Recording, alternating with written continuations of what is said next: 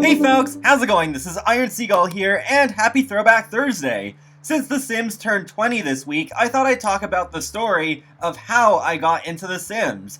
Before playing The Sims, during my childhood, I played a few of the earlier Sim-branded games from Maxis, including SimCity 2000, Sim Park, Sim Town, and Sim Farm.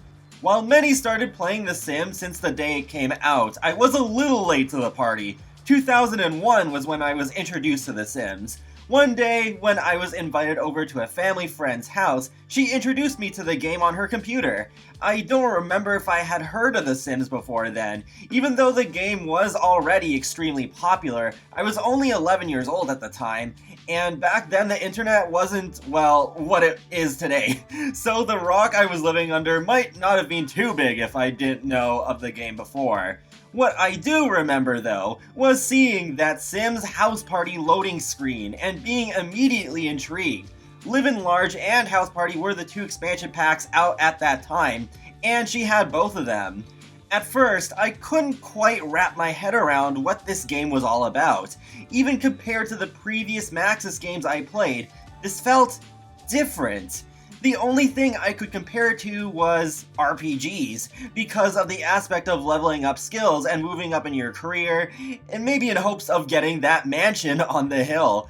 But I still remember the one object that made me understand The Sims. The mechanical bull. Yep, that's right, of all things, that was the thing that really made me understand what the game was all about. After watching my Sims try and horribly fail at staying on that thing, it clicked. The Sims wasn't just some level grinding RPG, though I guess you could play the game that way if you wanted to. It truly was a simulator about all aspects of life, including the fun times. While I would still continue playing The Sims at my friend's house, I knew I had to get the game for myself. My parents bought me the game from Staples, or what at the time was called Business Depot here in Canada.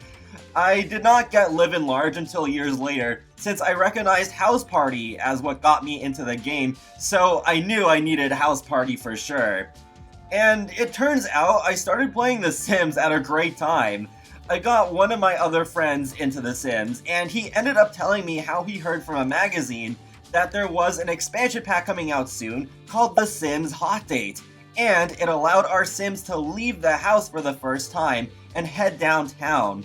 At first, I didn't believe him because I thought it sounded too good to be true. It always amuses me when I think back to that moment, since in later games, being able to leave the house is just a standard, expected base game feature. I'm sure a lot of Simmers can share this same story about Hot Date that I have, where my parents were very reluctant to get that expansion pack for me because, to them, from the title, it sounded something very, well, R-rated. Definitely not something just rated T for teen. But after enough convincing, they did end up getting it for me for my 12th birthday. I still remember my first time booting up Hot Date. I clicked that downtown button and impatiently waited for that initial loading screen when first loading up a new area to finish. But once I saw downtown, I was like, whoa! This is so cool! A whole new place for my Sims to go! I'm not stuck just playing in that same neighborhood anymore! Unfortunately, I was only able to play for a few minutes because my parents were taking my friends and I to a movie for my birthday party.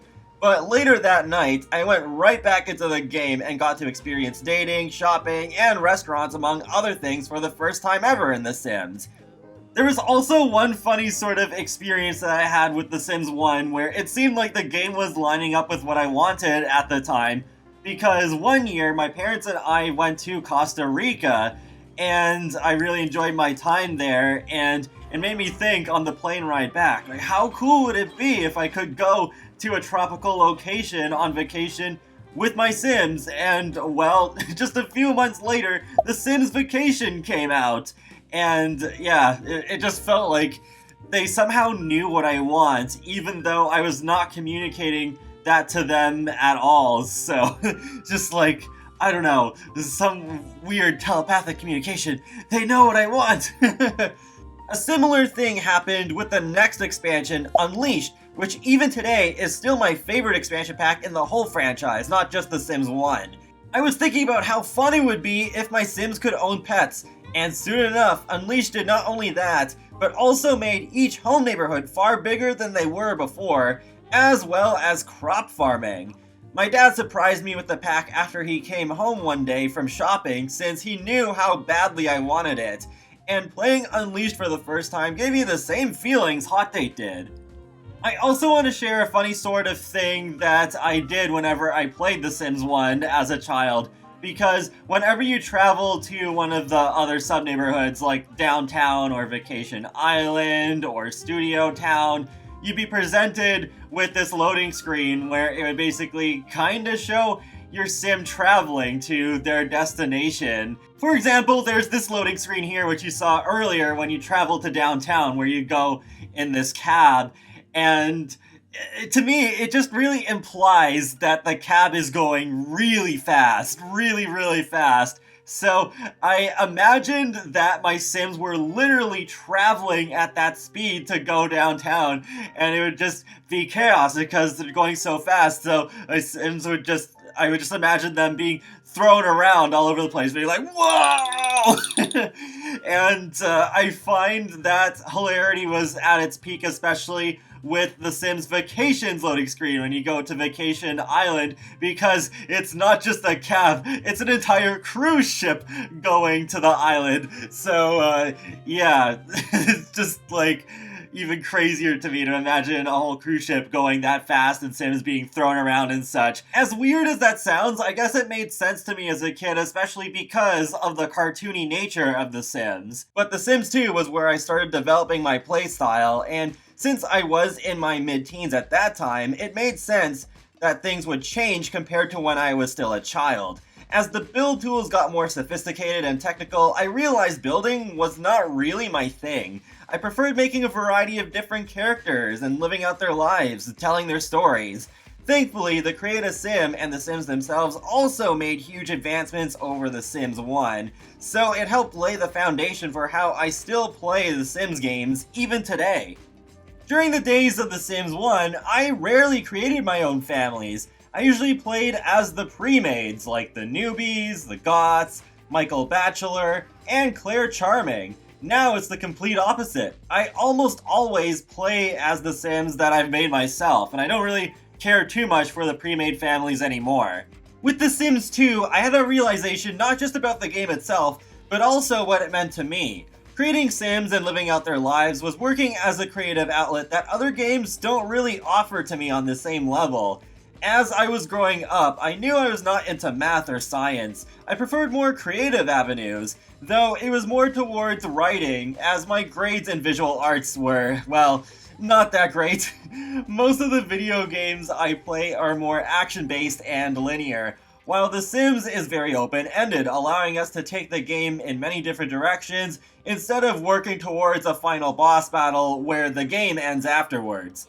Of course, expressing myself creatively through The Sims would be taken a huge step forward when I decided to do Sims videos with commentary, which wasn't until many years later when The Sims 3 was nearing the end of its lifespan.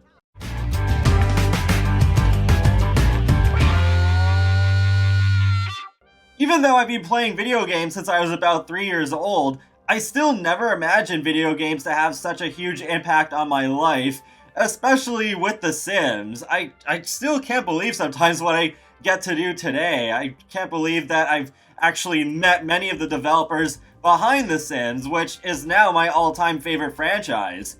I also never would have guessed that I would have made so many friends through The Sims. It's still surreal every time that I get to meet a bunch of my fellow Sims YouTubers at Sims Camp, because even though I was introduced to The Sims through a friend, it still feels like it's on a different level when it's with a whole bunch of people who do basically the same thing as you, and have such a deep connection to the game as well. But that's basically it for my origin story of how I got into The Sims. I hope you enjoyed listening to it. I think I have talked about it in some previous videos before, but it was nice getting to do a specific video about it where I got to really go into a lot more detail, and now you get to know a little bit more about me as well. So hopefully The Sims will continue to stick around for many more years to come, hopefully at least another 20.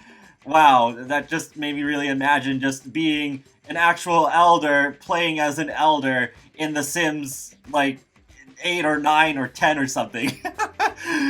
But with that, I am going to wrap up this video here. So be sure to subscribe if you want to keep up with my latest content from The Sims, Sonic the Hedgehog, and more. So I will talk to you all later, and have a great day. Thanks for watching! Sweat 'em.